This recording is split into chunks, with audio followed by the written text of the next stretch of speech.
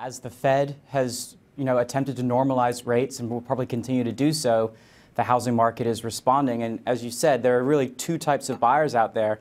The first-time home buyer who is experiencing a significant reduction in affordability. Housing is about 15% more expensive today than it was a year ago, partly because house prices have risen, but also because mortgage rates have gone up, the combination of those two things.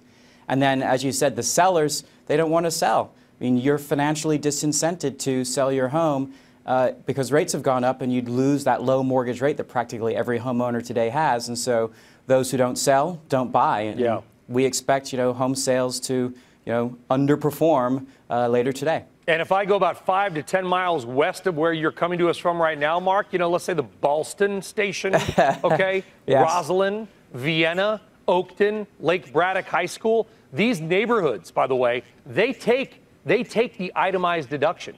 They don't take the standardized deduction. That SALT, state and local tax cap that was passed in the tax bill, that is, I know it's slamming my neighborhood. No one's whining for wealthier people, but you understand what I'm saying at. That reduction has hurt the housing market in wealthier suburbs, has it not? That's absolutely right. The primary impact of the tax changes is definitely in the wealthier suburbs, those that you find around where I'm coming to you from here in D.C. And in New York. And, it creates a price adjustment that we see, that people are willing to pay a little less now because of that. And that means that sellers are less likely to sell as well. Because nobody buys a house based on the price of the home. They don't look and say, okay, that's $700,000. They say all in, including the mortgage interest tax deduction and interest rates, I can afford, call it $3,500 a month. So that whatever they can afford per month, factored in every which way is what they do. And so this removal, that lowering of the cap has altered that calculus.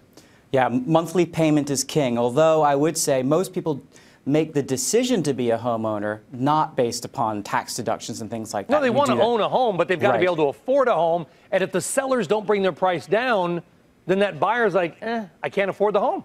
That's what we're seeing. And it's really hard as an owner of the asset to say, wait, it's not as valuable as I thought it was. That's sort of that's why people hold on to stocks too long. It's the same thing going on in the housing market is, the pain of loss is felt more viscerally than the joy of gain. And so we hold on to this belief that it's worth more and don't want to sell it for less. And we're seeing that. I know that that's true in my town and many other towns for CNBC employees around where we are. Nobody's whining for people that are well off. But the housing market is not like the stock market. I could sell you a share of IBM and it doesn't really matter to somebody else. But the housing market is a chain. If I can't sell, then I'm not moving and I'm not buying and you're not moving and you're not buying. It depends on everybody in that chain, from renter to first-time home builder to home buyer to millionaire, to be able to move, does it not? That's true, although I believe in markets, and so they correct themselves, and the way in which that happens is through price. And as this thing works itself out, it doesn't happen quickly, but prices will moderate, or at least we should say prices will stop growing at the pace that they have, so that incomes and affordability and all those sort of things can catch up in the housing market.